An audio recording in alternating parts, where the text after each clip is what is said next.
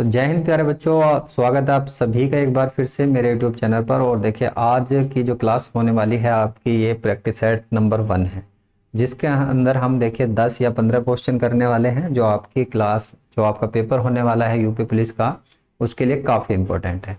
प्यारे बच्चों, मैं बहुत छोटी छोटी सी क्लास, बहुत छोटे छोटे से फैक्ट लेकर आऊँगा आपके लिए, जो आने वाले समय में जैसे कि 18 फरवरी का पेपर है तो उसके लिए बहुत इफेक्टिव होंगी ये क्लास आपके लिए। ये प्रैक्टिस सेट नंबर 1 कह सकते हैं आप। 10 क्वेश्चन होंगे, 15 या 20 जितने भी हो सकेंगे, अधिक से अधिक आधे घंटे की क्लास में मैं आपको कराने की कोशिश करूंगा। तो चलिए स्टार्ट करते हैं पहली क्लास को। उम्मीद करता हूं कि आप सभी जो हैं अपनी तैयारी बहुत अच्छे से कर रहे होंगे। आज लास्ट डेट भी है फॉर्म भरने की, तो उम्मीद करता हूं कि आपने सभी ने फॉर्म भी भर दिया होगा। तो प्यारे बच्चों, आपने सबने फॉर्म भर दिया है तो भाई अपनी तैयारी को भी बहुत अच्छे से कर लीजिए। चलिए स्टार्ट करते हैं। पहला क्वेश्चन में देखिए क्या पूछा जा रहा है आपसे। आपसे पूछा जा रहा है कि सूचकांक बताइए, कौन सा सूचकांक? वैश्विक नवाचार सूचकांक। वैश्विक नवाचार, जिसको इंग्लिश में बोला जाता है इनोवेशन इंडेक्स। इनोवेशन इंडेक्स 2023 में भारत का स्थान क्या है? तो भाई प्यारे बच्चों, जब हम भारत के स्थान की बात करते हैं तो विभिन्न सूचकांक जो होते हैं उनमें भारत का स्थान आपसे पूछा जाता है। जैसे देखिए 126वां स्थान जो है वो किसमें है भारत का स्थान? तो 126वां आ जाएगा आपका शांति सूचकांक में। शांति सूचकांक में भारत का स्थान 126वां है। उसके साथ साथ देखिए 127वां आपसे पूछा जाता है। 127वां किसमें है? तो 127वां आ जाएगा लैंगिक असमानता के अंदर, जिसको जेंडर गैप बोला जाता है। लैंगिक असमानता इसके अंदर है प्यारे बच्चों।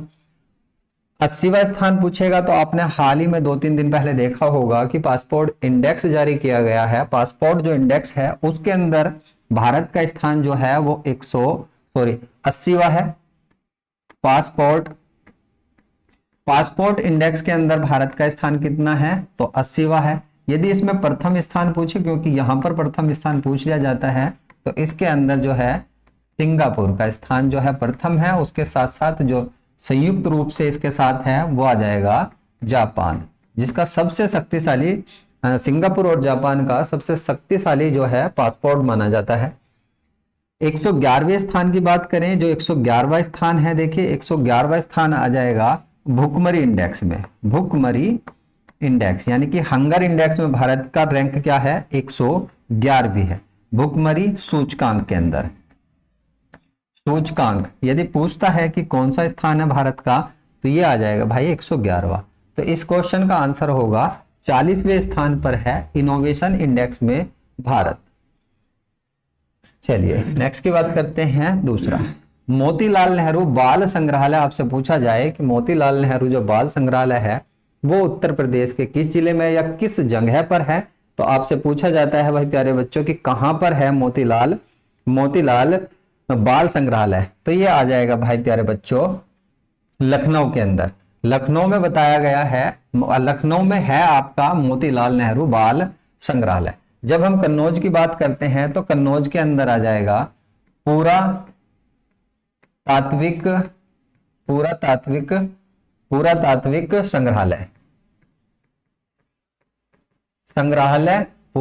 संग्रहालय यदि आपसे पूछेगा तो ये कहां पर आ जाएगा? कन्नौज के अंदर आ जाएगा। यदि रामपुर में पूछेगा प्यारे बच्चों की रामपुर के अंदर कौन सा है, तो बी आर अंबेडकर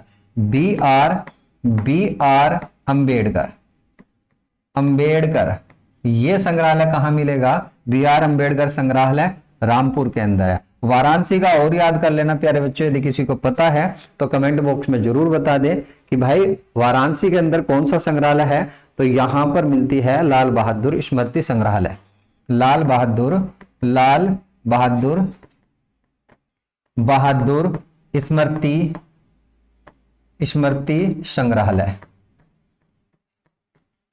संग्रहालय। तो भाई प्यारे बच्चों ये भी आपको पता होना चाहिए। देखिए इस क्वेश्चन का आंसर क्या था? तो लखनऊ था, जहां पर मोतीलाल नेहरू बाल संग्रहालय स्थित है। अभी नए की बात करें, नया कहां पर बनाया जा रहा है? तो नया जो बनाया जा रहा है न्यू बाल संग्रहालय बनाया जा रहा है कन्नौज के अंदर। तो ये भी नाम याद रखना, कन्नौज के अंदर नया बाल संग्रहालय बनाया जा रहा है। चलिए नेक्स्ट वन, उत्तर प्रदेश के निम्नलिखित जिले में से किस जिले का क्षेत्रफल सर्वाधिक है? तो आपसे जिले का क्षेत्रफल पूछा जा रहा है। जैसे हम भारत की बात करें, जो भारत में सर्वाधिक क्षेत्रफल है, भारत में राज्यों का पूछा जाता है कि किस राज्य का क्षेत्रफल सबसे ज्यादा है, तो ये आ जाएगा आपका राजस्थान का क्षेत्रफल सबसे ज्यादा है। यदि विश्व में बात करें, विश्व में किस देश का है, तो ये आ जाएगा रसिया का क्षेत्रफल सबसे अधिक है। और यदि महाद्वीप का आपसे पूछता है कि किस महाद्वीप का क्षेत्रफल सबसे अधिक है, तो ये आ जाएगा भाई आपका एशिया महाद्वीप का क्षेत्रफल क्या है, सबसे अधिक है विश्व में। महाद्वीप में सबसे अधिक क्षेत्रफल किसका है, तो ये एशिया महाद्वीप का आ जाएगा। तो इतनी बातें प्यारे बच्चों आपको पता होना चाहिए। इस क्वेश्चन की बात करें, देखिए हापुड़ जो है, हापुड़ सबसे कम क्षेत्रफल वाला, जिसके पास सबसे कम क्षेत्रफल है वो हापुड़ आ जाएगा, सबसे कम है इसका। लखीमपुर खीरी का सर्वाधिक क्षेत्रफल है, सर्वाधिक क्षेत्रफल किस जिले का है, तो भैया लखीमपुर खीरी का है। उत्तर प्रदेश के अंदर 75 जिले हैं, 75 जिले में से लखीमपुर खीरी वो जिला है जिसका क्षेत्रफल सबसे अधिक है। आगे बात करते हैं, 2-3 पॉइंट आपको और पता होने चाहिए, जैसे कि आपका नंबर 1 सर्वाधिक साक्षरता, साक्षरता यदि आपसे पूछता है कि किस जिले की सर्वाधिक साक्षरता है, तो ये आ जाएगी गौतम बुद्ध नगर की, ठीक है प्यारे बच्चों, इसका याद रखना। गौतम बुद्ध नगर की जो साक्षरता है सबसे ज्यादा है जिले में, सबसे ज्यादा जिले में साक्षरता किसकी है, गौतम बुद्ध नगर की। सर्वाधिक कम पूछेगा कि कम किसकी है, कौन से जिले की है कम, तो ये आ जाएगी श्रावस्ती की जो साक्षरता है वो सबसे कम है। दूसरा पूछा जाता है, देखिए जेंडर गैप में, यानी कि लैंगिक असमानता, जहां पर महिला और पुरुष की जो जनसंख्या है वो पुरुषों की अकॉर्डिंग महिलाओं की संख्या या तो कम है या अधिक है। यहाँ पर सबसे ज्यादा वाला और सबसे कम वाला दो ही पूछता है आपसे 75 जिलों में। जब कम की बात करते हैं, कम कहां पर है, तो ये गौतम बुद्ध नगर के अंदर ही आ जाएगी, गौतम बुद्ध नगर के अंदर। प्यार बच्चों आपको पता होना चाहिए, गौतम बुद्ध नगर की जो जेंडर गैप है, इसको लिखेंगे लैंगिक असमानता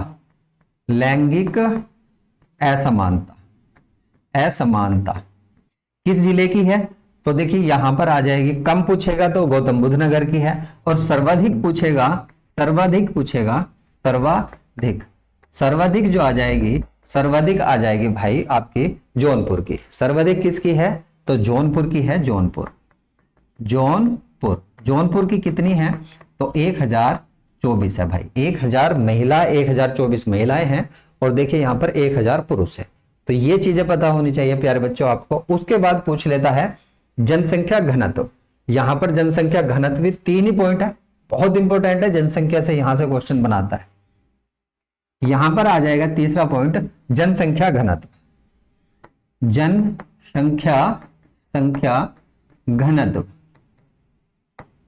घनत्व जो है, देखिए जनसंख्या घनत्व, यदि सबसे ज्यादा जनसंख्या घनत्व वो पूछेगा कि जनसंख्या घनत्व घने लोग कहां पर रहते हैं, तो भाई प्यारे बच्चों सबसे ज्यादा जो लोग रहते हैं ये रहते हैं आपके गाजियाबाद के अंदर। गाजियाबाद का जनसंख्या घनत्व जो है सर्वाधिक है, बहुत ज्यादा है यहाँ का जनसंख्या घनत्व, बहुत भीड़ भाड़ वाला इलाका है। वैसे भी दिल्ली से लगा हुआ है, आपको पता होना चाहिए कि दिल्ली से लगा हुआ है, तो इस वजह से यहाँ का जो है जनसंख्या घनत्व ज्यादा है। यदि न्यूनतम पूछे, न्यूनतम कहाँ का है, न्यूनतम पूछे तो ये आ जाएगा प्यारे बच्चों ललितपुर का। न्यूनतम कहाँ का है, तो प्यारे बच्चों इसका जवाब देना है आपने ललितपुर, जहां पर यूरेनियम पाया जाता है, जो देखिए तीनों ओर से मध्य प्रदेश से घिरा हुआ जिला है। तो ये सभी फैक्ट आपके एग्जाम में पूछे जाते हैं और पूछे जाने की संभावना भी है। चलिए आगे बात करते हैं। अक्टूबर 2023 में 27वीं सड़क कांग्रेस 2023 का आयोजन आपसे पूछा जा रहा है कि कहां पर किया गया है। देखिए चलिए उससे पहले आंसर करिए आप इतने, मैं बताता हूं इनका। जकार्ता की बात करें तो जकार्ता के अंदर देखिए क्या हुआ है, ये इंडोनेशिया की राजधानी है, अभी हाल फिलहाल में इंडोनेशिया की राजधानी है। यहां पर हुआ है आसियान, आसियान की जो बैठक हुई है, बैठक आसियान की बैठक हुई है कौन सी, 2023 वाली प्यारे बच्चों। 2023 की जो बैठक है ये आसियान की कहां हुई है, तो ये जकार्ता के अंदर हुई है। आपसे पूछा जाता है कि आसियान के अंदर कितने देश हैं, तो आसियान के अंदर प्यारे बच्चों 10 देश थे। अभी देखिए तिमोर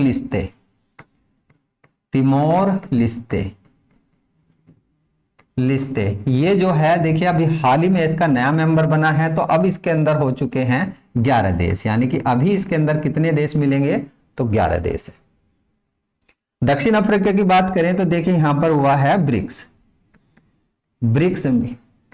का जो 2023 की जो बैठक हुई है, 2023 की कहां पर हुई है, दक्षिण अफ्रीका के अंदर हुई है। और कौन से नंबर की थी, तो 15वें नंबर की थी। 16वीं बैठक जो होने वाली है, 16वीं बैठक प्यारे बच्चों ये कहां होने वाली है, तो ये रसिया के अंदर होने वाली है, रसिया के अंदर होगी, यानी कि रूस के अंदर होनी तो थी देखिए ये कहां पर, ब्राजील के अंदर, लेकिन उसने मना कर दिया।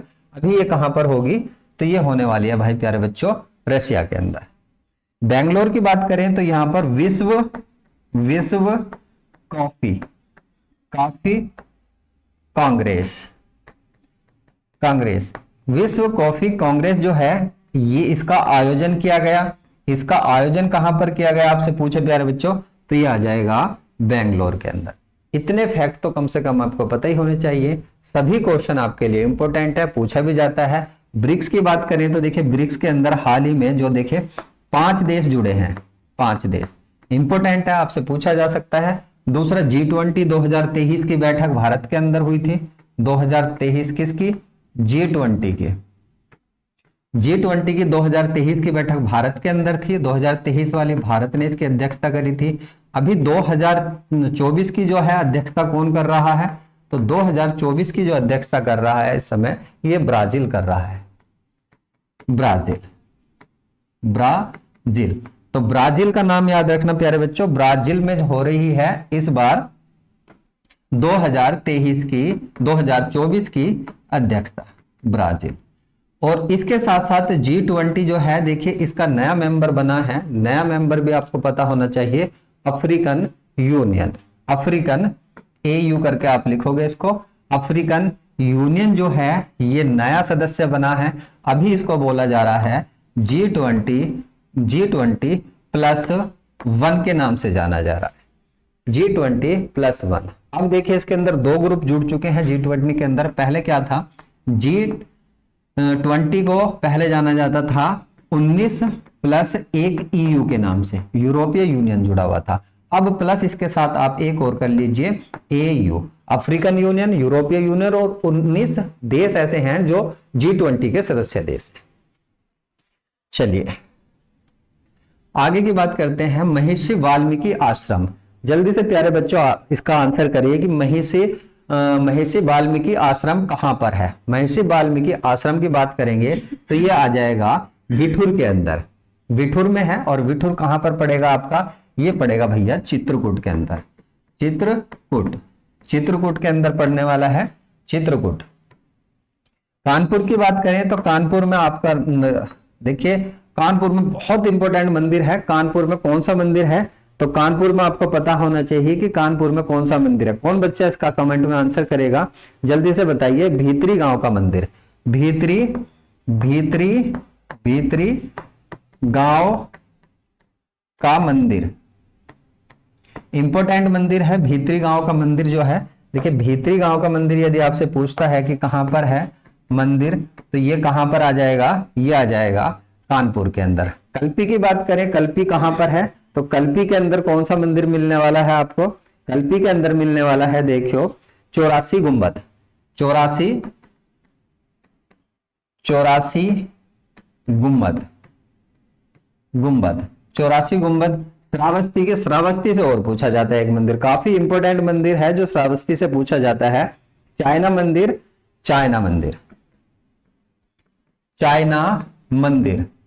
मंदिर पूछे कि कहां पर है, तो ये प्यारे बच्चे मिलेगा श्रावस्ती के अंदर। तो उम्मीद करता हूं कि जितने फैक्ट मैं आपको समझा रहा हूं सभी फैक्ट आपकी समझ में आ रहे होंगे। उत्तर प्रदेश पुलिस में इसी टाइप के क्वेश्चन बनते हैं प्यारे बच्चों। बहुत इंपॉर्टेंट क्लास है आपके लिए। यदि आप इस क्लास को देखते हैं तो आपका ये मान सकते हैं कि जो स्कोर होने वाला है जीएस का उत्तर प्रदेश पुलिस में बहुत ही अच्छा होने वाला है। चलिए आगे बात करते हैं। दक्षिण भारत की सबसे ऊंची चोटी आपसे पूछा जा रहा है कि दक्षिण भारत की जो है सबसे ऊंची चोटी कौन सी है। इससे पहले हम बात करते हैं, देखिए भारत की बात करें, भारत की सबसे ऊंची चोटी कौन सी है, तो ये आ जाएगी कंचनजंगा। कहां पड़ती है, तो ये पड़ती है सिक्किम के अंदर। सिक्किम कहां पड़ती है प्यारे बच्चों, तो ये सिक्किम के अंदर पड़ती है कंचनजंगा। अब बहुत बच्चों का कंफ्यूजन ये होगा सर कि कंचनजंगा नहीं है हमारी, K2 है सबसे ऊंची चोटी। तो देखिए वो डिस्प्यूट क्षेत्र के अंदर है, तो इंटरनेशनल लेवल पर वो भारत के अंदर काउंट नहीं होती। तो भारतीय सीमा के अंदर पर्टिकुलर भारत की जो सबसे ऊंची चोटी आ जाएगी वो कंचनजंगा ही होगी। लेकिन नॉर्मली आपसे पूछ ले कि भारत की सबसे ऊंची चोटी कौन सी है, तो फिर आप K2 लगा सकते हो। K2 एवरेस्ट जो है देखिए हिमालय की सबसे ऊंची चोटी है, और 10 जो सबसे ऊंची चोटी है विश्व में वो हिमालय की ही सबसे ऊंची चोटी है। 10 जो सबसे ऊंची चोटी है। यहां बात करें दक्षिण भारत की, देखिए भारत है, भारत की दक्षिण भारत में पूछी जा रही है कि दक्षिण भारत की सबसे ऊंची चोटी कौन सी है, तो ये प्यारे बच्चों आ जाएगी आपकी अन्नामुडी। कौन सी आ जाएगी प्यारे बच्चों, अन्नामुडी। मेरे भाई अन्नामुडी जो है बहुत इंपॉर्टेंट है, जो बार बार पूछी जाती है। यदि हम अमरकंटक की बात करें, अमरकंटक जो है, ऐसे मार्क नहीं करते इसको, अमरकंटक जो है देखिए किसकी है, तो ये आ जाएगी मैकाले पर्वत। मैकाले पर्वत की सबसे ऊंची चोटी अमरकंटक है। दोदा बेट्टा की बात करें, देखिए दोदा बेट्टा जो है ये किसकी है, तो ये आ जाएगी प्यारे बच्चों नीलगिरी की सबसे ऊंची चोटी कौन सी आ जाएगी, दोदा बेट्टा। महेंद्रगिरी की बात करें तो महेंद्रगिरी जो है ये पश्चिमी घाट की है, पूर्वी घाट की सबसे ऊंची चोटी कौन सी आ जाएगी प्यारे बच्चों, तो ये आ जाएगी महेंद्रगिरी। यहां आप मैप में देख सकते हो, ये मैप है। देखिए यदि आपसे अरावली पर्वत श्रेणियों की सबसे ऊंची चोटी पूछेगा तो अरावली पर्वत श्रेणियों की सबसे ऊंची चोटी आ जाएगी प्यारे बच्चों गुरशिखर। और कंचनजंगा मैंने अभी बताई है, देखिए सिक्किम के अंदर यहां पर पड़ती है। और K2 जो है देखिए ये आपको मिलने वाली है लद्दाख के अंदर। K2 कहां मिलेगी, तो लद्दाख के अंदर मिलेगी। और जो अन्नामुडी है देखिए, जो अभी अमरकंटक बताई थी मैंने आपको, अमरकंटक जो है मैकाले पर्वत श्रेणियों की सबसे ऊंची चोटी है। उसके बाद बात करें देखिए यहां पर ये अन्नामुडी मिलेगी आपको दक्षिण भारत में। इसको पश्चिमी घाट की भी कहा जाता है,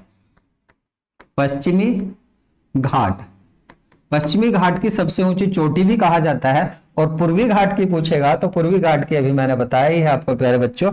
यहां आप देख सकते हो महेंद्रगिरी जो है पूर्वी घाट की सबसे ऊंची चोटी है। तो इस तरह से आपने याद करने हैं, सारे फैक्ट आपके एग्जाम में पूछे जाते हैं। बस क्लास में आप पैसन करके बैठे रहिए, बहुत इंपॉर्टेंट फैक्ट आपको समझाने वाला हूं।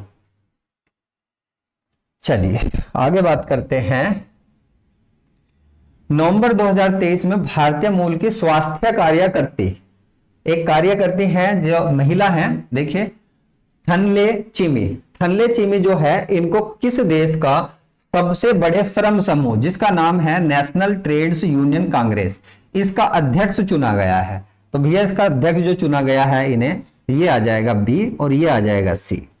तो इसका जो अध्यक्ष चुना गया है ये सिंगापुर का अध्यक्ष चुना गया है। और देखिए जब मैंने राजधानी वाला जो टॉपिक कराया था आपको, उसमें मैंने समझाया था जो सिंगापुर है, सिंगापुर की खास बात क्या है। सिंगापुर की खास बात यह है कि एशिया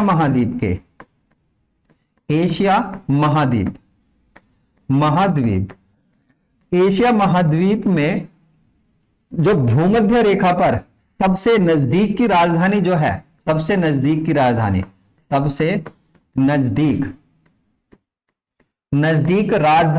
राजधानी किसकी आ जाएगी प्यारे बच्चों, तो ये सिंगापुर की है। सिंगापुर की राजधानी किसके नजदीक है, तो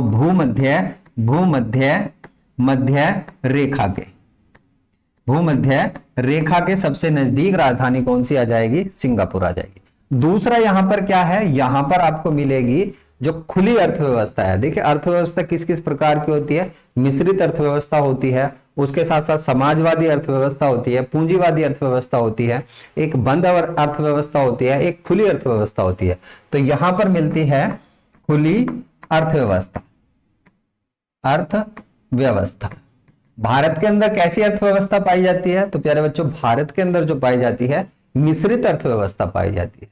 और बंद अर्थव्यवस्था कहां पाई जाएगी, तो बंद अवस्था पाई जाएगी उत्तर कोरिया के अंदर पाई जाएगी, जहां पर किम जोंग है, वहां पर कोई व्यापार नहीं कर सकता खुले रूप में जब तक उसकी अनुमति ना हो।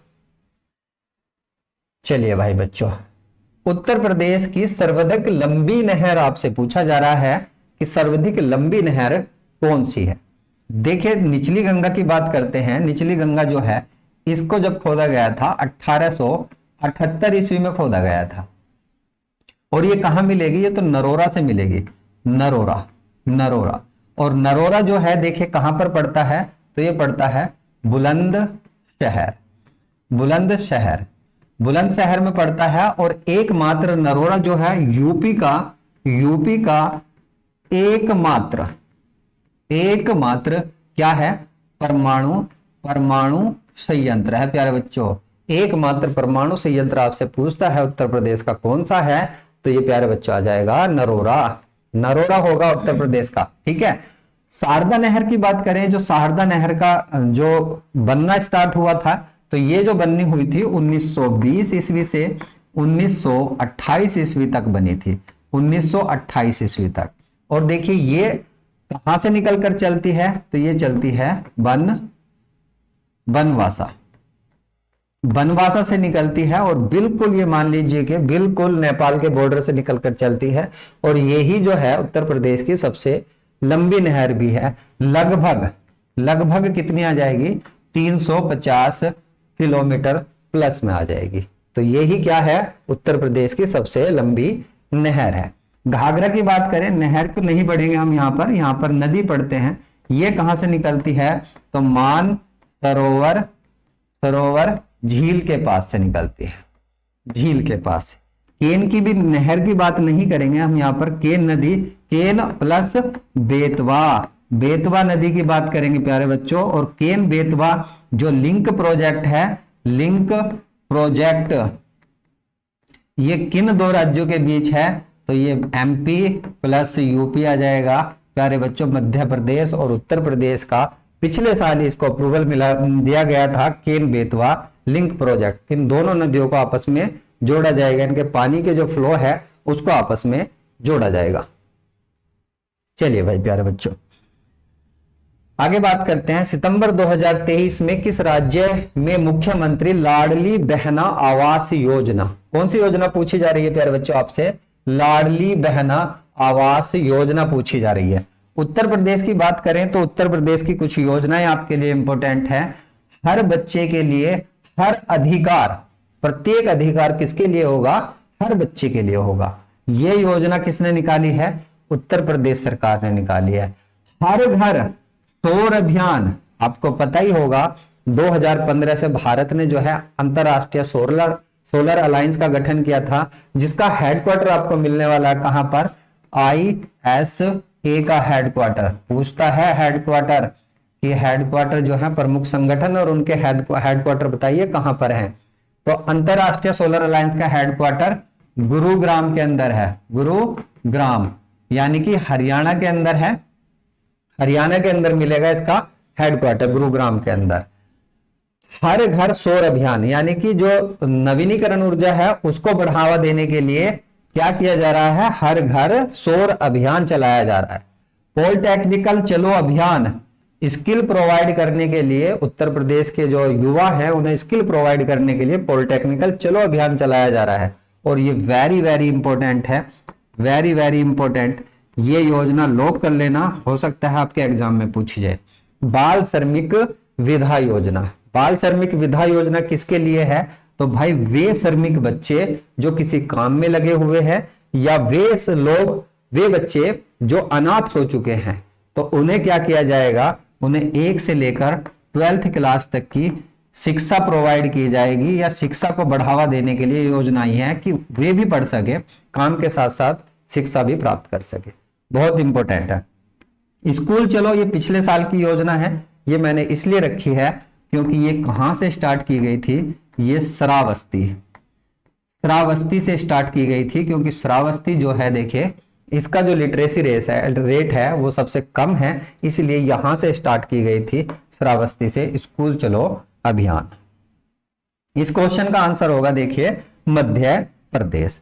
मध्य प्रदेश से स्टार्ट हुई है कौन सी योजना, मुख्यमंत्री लाडली बहना योजना। बहुत इंपॉर्टेंट योजना है जो आपसे पूछी जा सकती है प्यारे बच्चों।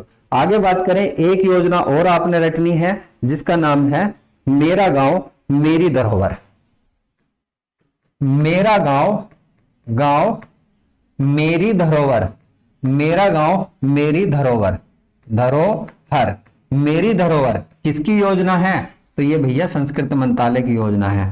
संस्कृत मंत्रालय, संस्कृत मंत्रालय की योजना है। मंत्रालय की योजना है जिसमें क्या है कि कोई व्यक्ति ऐसा जो एक गांव को गोद लेकर उस गांव को डेवलप कर सकता है, जिसके पास ज्यादा पैसा है तो ऐसा काम कर सकता है कि एक गांव को गोद ले और उसको डेवलप करे, वहां का जो रूरल एरियाज हैं उनके अंदर डेवलपमेंट करे, उनके यहाँ विकास करे। तो ये योजना इसके लिए आई है, बहुत इंपॉर्टेंट योजना है ये भी आपके एग्जाम के लिए। चलिए, प्रथम बौद्ध परिषद का आयोजन कहां पर किया गया था, तो प्रथम बौद्ध परिसर का जो आयोजन किया गया था, देखिए बौद्ध संगीतों की बात होती है, जैन संगीतें होती हैं, दूसरी बौद्ध संगीतें होती हैं, ये आपसे पूछी जाती है। एग्जामिनर की जो प्रायोरिटी होती है आजकल, यदि बौद्ध धर्म और जैन धर्म से क्वेश्चन बनाता है तो ज्यादातर उनकी बौद्ध संगीतों से बनाता है, या फिर उनके धर्म के जो फैक्ट होते हैं उनसे क्वेश्चन बनते हैं। जन्म वनम से अब क्वेश्चन इतने नहीं बनते, तो फैक्ट वगैरह जो उनके धर्म के फैक्ट हैं उनसे क्वेश्चन बनते हैं, जो उनके साहित्य वगैरह हैं उनसे क्वेश्चन बनते हैं, या संगीतों से क्वेश्चन बनते हैं। बस यही पॉइंट आपको पढ़ के जाने की आवश्यकता है। ये कहां पर हुई थी प्यारे बच्चों, ये राजगृह के अंदर हुई थी। राजगृह के अंदर कब हुई थी, तो ये हुई थी 483 ईसा पूर्व। 483 ईसा पूर्व। 2 पॉइंट और यहां पर पूछे जाते हैं आपसे प्यारे बच्चों। एक तो पूछा जाता है कि किसके शासनकाल में हुई थी, किसका समय था, ठीक है, शासक कौन था उस समय में, शासक। और उसके बाद पूछा जाता है इसका अध्यक्ष, अध्यक्ष पूछा जाता है कि अध्यक्ष कौन था। ये पॉइंट आपको पता होना चाहिए। पहले जो था इनकी डेट पूछी जाती थी, लेकिन अब शासक के साथ साथ इसके अध्यक्ष भी इंपॉर्टेंट हो चुके हैं, जो आपके एग्जाम में भाई प्यारे बच्चों पूछे जाते हैं। पहले की बात करें, ये अजात शत्रु के समय में हुई थी। शासक कौन था इसका, अजात शत्रु यहां पर शासक था। और अध्यक्ष कौन था यहां पर, ये था महाकश्यप बोला जाता है इसको, महाकश्यप जो था उस समय में इसके प्रथम बौद्ध संगति के अध्यक्ष थे। दूसरी की बात करें, दूसरी कब होती है, तो भाई ये इसके 100 साल बाद होती है, 383 ईसा पूर्व। उस समय में शासक कौन था, तो उस समय में देखिए पहले अजात शत्रु, उसके बाद आ जाएगा काला शोक उस समय का शासक था। और किसके समय में हुई थी, तो ये हुई थी सब्बा कामी के टाइम पीरियड में हुई थी, यानी कि इसका अध्यक्ष कौन था उस समय में, तो सब्बा कामी था। पाटलिपुत्र की बात करें, पाटलिपुत्र के अंदर कौन सी बौद्ध संगति हुई थी, तो ये 250 ईसा पूर्व में हुई थी। कई किताबों में आपको 255 भी मिलने वाला है, 255 ईसा पूर्व हुई थी।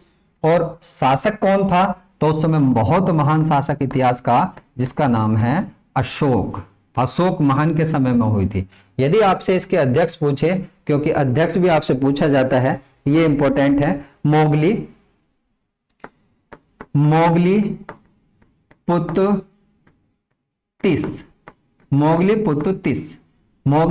नहीं बोलेंगे इसको, मोगलीपुत्र ये इस समय के क्या थे, अध्यक्ष थे। तो इतनी चीजें आपको पता होनी चाहिए। लास्ट की बात करें, लास्ट की जो बौद्ध संगति है ये भी आपके लिए बहुत इंपॉर्टेंट है, क्योंकि ये होती है प्रथम शताब्दी में। प्रथम शताब्दी में किसके टाइम पीरियड में होती है, तो देखिए टाइम पीरियड तो कनिष्क का होता है, लेकिन यदि आपसे पूछता है कि किसके शासनकाल में हुई थी, मतलब कि कब हुई थी, तो ये पूछा जाता है प्रथम शताब्दी में, शताब्दी प्रथम शताब्दी के अंदर होती है। और शासक कौन था यहाँ पर?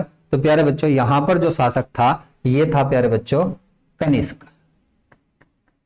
कनिष्क यहाँ पर शासक था। और यहाँ पर अध्यक्ष पूछे तो यहाँ पर अध्यक्ष आ जाएगा प्यारे बच्चों आपका, यहाँ पर वसुमित्र आ जाएगा। वसुमित्र, वसुमित्र उस समय का कौन था? इसका अध्यक्ष था। तो चारों मैंने बहुत संगति करा दी। उम्मीद करता हूं कि प्यारे बच्चों ये सभी चीजें जो हैं आपको समझ में आई होंगी, सभी चीजें बहुत अच्छे से समझ में आई होंगी। और उम्मीद करता हूं कि आप सब बच्चे जिस तरह से यूपी पुलिस की तैयारी कर रहे हैं, जो आपका उत्तर प्रदेश पुलिस की वर्दी पहनने का सपना है वो साकार हो। आप क्लास में बने रहिए, बहुत इंपॉर्टेंट फैक्ट मैं आपको बताने वाला हूं। तो इस क्लास के अंदर हमने 10 क्वेश्चन करे। अगली क्लास बहुत जल्दी लेकर आऊंगा जिसके अंदर बहुत इंपॉर्टेंट क्वेश्चन करेंगे। क्लास में छोटी छोटी बनाऊंगा ताकि आपको समझने में भी आसानी हो और याद करने में भी आसानी हो। तो मिलता हूं नेक्स्ट वीडियो में। तो बने रहिए चैनल के साथ। यदि चैनल पर नए हैं और वीडियो यहां तक देख रहे हैं तो भाई प्यारे बच्चों एक बार चैनल को सब्सक्राइब जरूर कर लें। अब बात होगी पीडीएफ की, तो पीडीएफ मेरे टेलीग्राम पर मिल जाएगा और टेलीग्राम का लिंक जो है आपको डिस्क्रिप्शन में मिल जाएगा, नहीं तो मैं नाम भी लिख देता हूं, आप सर्च कर लेना dream job. Dream job, dream job करके आप 77 जैसे ही लगाओगे तो ये वाला जो लोगो है आपको नजर आ जाएगा। इस लोगो मतलब इस चैनल पर जाकर आप इस वीडियो का पीडीएफ पा सकते हैं। नीचे एक कमेंट छोड़कर जरूर जाना कि ये जो चीजें मैंने आपको पढ़ाई है क्या आपकी समझ में आई है या नहीं आई है। तो जरूर अगली क्लास में जुड़ना मत भूले। इसी टाइम क्लास होने वाली है, आपको क्लास का शेड्यूल मिल जाएगा।